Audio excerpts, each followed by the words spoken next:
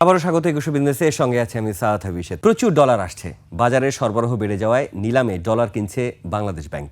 বাংলাদেশ ব্যাংকের তথ্য বলছে, চলতি অর্থবছরে বাংলাদেশ ব্যাংক নিলামের মাধ্যমে বাণিজ্যিক ব্যাংকগুলো থেকে প্রায় 4.5 বিলিয়ন ডলারের উপর কিনেছে।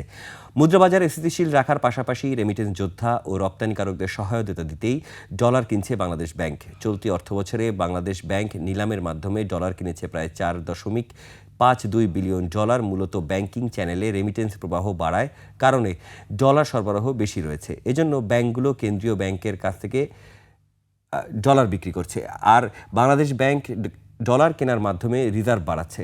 গত 2 ফেব্রুয়ারি পর্যন্ত গ্রস রিজার্ভ বেড়ে দাঁড়িয়েছে 33.24 বিলিয়ন ডলার।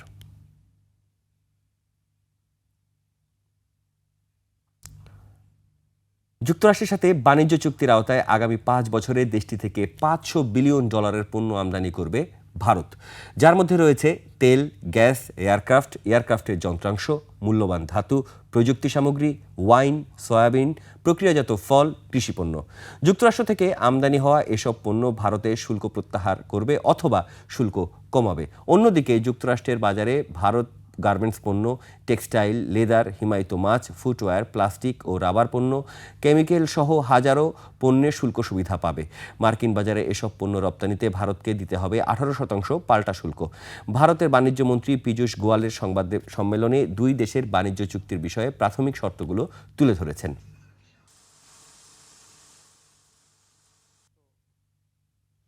স্বল্পোন্নত দেশের তালিকা থেকে উত্তরণ বা এলডিসি গ্র্যাজুয়েশনের আগে বাংলাদেশের জন্য এশিয়ার অন্যতম বড় বাজার জাপানে বাড়তি সুরক্ষা দেবে মুক্ত বাণিজ্য চুক্তি। কোনো উন্নত দেশের সঙ্গে এটি বাংলাদেশের প্রথম পূর্ণাঙ্গ মুক্ত বাণিজ্য চুক্তি। এই চুক্তি না হলে এলডিসি উত্তরণের পর জাপানের বাজারে শুল্ক সুবিধা হারিয়ে বাংলাদেশের রপ্তানির 3,000 কোটি টাকা থেকে 3,600 কোটি টাকা পর্যন্ত কমতে পারত।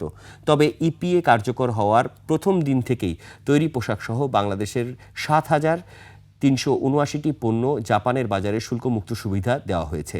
অন্যদিকে পর্যায়ক্রমে 3,741 জাপানি পণ্য বাংলাদেশের বাজারে শুল্কমুক্ত প্রবেশাধিকার পাবে। এদিকে জাপানের গাড়ি এই চুক্তির আওতায় শুল্কমুক্ত সুবিধা পাবে না। স্থানীয় গাড়ি উৎপাদনে জাপানি বিনিয়োগকে উৎসাহিত করতেই এই সিদ্ধান্ত নেওয়া হয়েছে বলে জানিয়েছেন সংশ্লিষ্ট কর্মকর্তারা। পোশাক খাতে সিঙ্গেল স্টেজ ট্রান্সফরমেশন সুবিধা যুক্ত হওয়ায় এখন থেকে কাঁচামাল নিয়ে কোনো জটিলতা ছাড়াই বাংলাদেশি পোশাক খুব সহজে জাপানে রপ্তানি করা যাবে। এর পাশাপাশি জাপানের তথ্য প্রযুক্তি, প্রকৌশল, শিক্ষা, কেয়ার গিভিং ও নার্সিং খাতের মতো প্রায় 16টি বিভাগের 120টি সেবা খাতে বাংলাদেশি দক্ষ পেশাজীবীরা কাজ করার সুযোগ তৈরি হবে।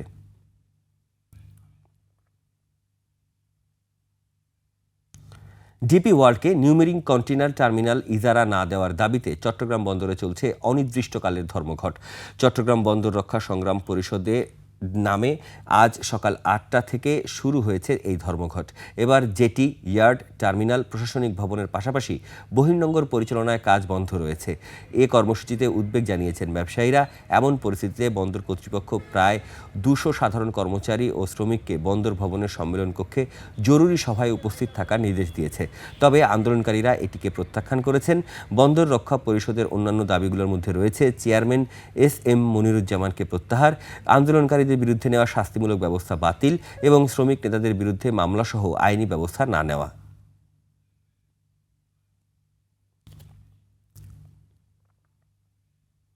এখন জানিয়ে দিচ্ছি আন্তর্জাতিক বাজারে জ্বালানি তেলের মূল্য পরিস্থিতি। বিশ্ববাজারে জ্বালানি তেলের দাম বেড়েছে।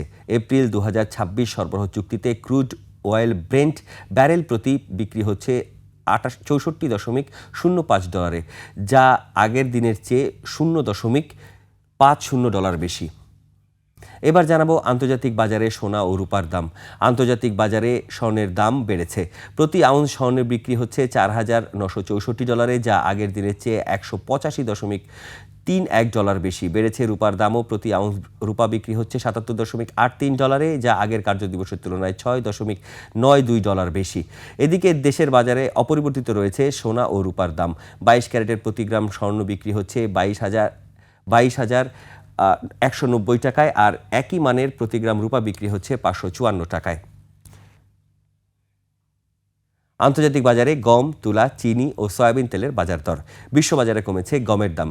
শিকাগো বোর্ড অফ ট্রেডে মার্চ 2026 সরবরাহ চুক্তিতে প্রতি বুসেল গমের ভবিষ্যৎ মূল্য দাঁড়িয়েছে 529.57 সেন্ট, যা গত দিনের চেয়ে 5.50 সেন্ট কম।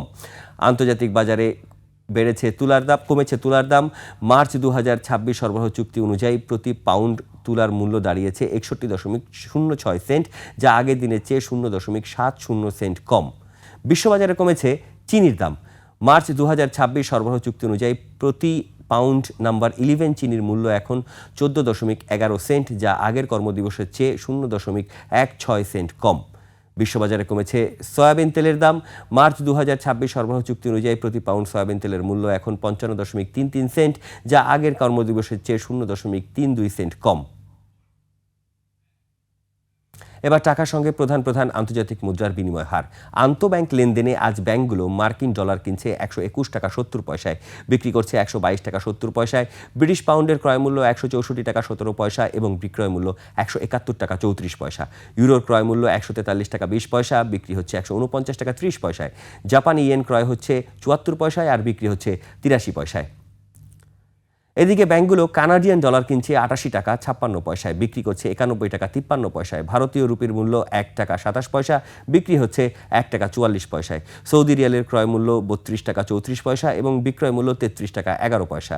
মালয়েশিয়ার রিঙ্গিত ক্রয় হচ্ছে 30 টাকা 66 পয়সায় এবং আন্তঃব্যাংকে বিক্রি হচ্ছে 31 টাকা 57 পয়সায়।